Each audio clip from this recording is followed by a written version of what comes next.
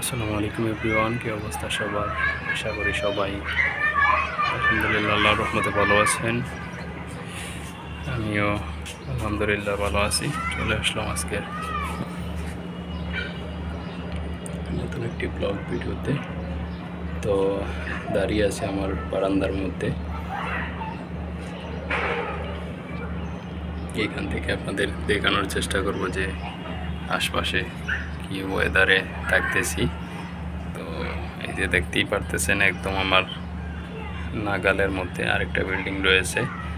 তো এরপরে তো আপনার বিল্ডিংয়ের অভাব নেই, গাছপালা হয়তো আপনি কয়েকটা দেখতে পারতেছেন। শহরের মধ্যে এত গাছ আসলে হয় না। আপনি ঢাকা শহরে যান, এত গাছ হয়তো আপনি শহরের ভিতরে পাবেন না। তো এই শহরে, আপনার সিলেট শহরের মধ্যে এই যে আপনার এই বাড়ির মধ্যে কিছু গাছপালা পাবেন, যার কারণে দেখা যায় সিলেট শহরটা একটু ঠান্ডা ঠান্ডাই থাকে। হ্যাঁ, বাতাস পাওয়া যায়। তা না হলে আপনার যে পরিমাণ গরম, তার মধ্যে যদি লোডশেডিং হয় তো আপনার টিকে থাকা খুবই অসম্ভব মনে হয় আর কি। তো এর জন্য আপনার গাছপালা লাগানো অত্যন্ত জরুরি। গাছ থাকলে আপনার এই যে গরমের মধ্যে যে লোডশেডিংটা, সেটা আপনার একটু কম অনুভূতি হয়।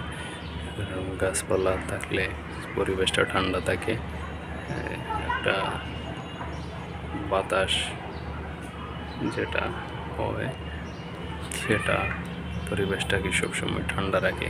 তা না হলে মনে হয় যে আপনার মরুভূমি শহরের মধ্যে যে পরিমাণ একটা গরম অনুভূতি হয়, সেই গরমটা মনে হয় যে লোডশেডিংয়ের সময় অনুভূতি হয়। তাই অবশ্যই গাছ লাগাবেন বেশি বেশি করে, সেগুলার পরিচর্যা করবেন। গাছ না কাটাই উত্তম। গাছ কাটলে আপনার পরিবেশের বিশাল একটা বিপর্যয় ঘটে, পরিবেশের ক্ষতি হয়। আমরা হাতে ধরে চাই না আমাদের নিজের ক্ষতি হতে। পরিবেশের ক্ষতি মানে আমাদের নিজেদের ক্ষতি। তো সেটার দিকে অবশ্যই নজর রাখবেন। অযথা গাছ কাটবেন না, পারলে আরও গাছ দুটো লাগাবেন।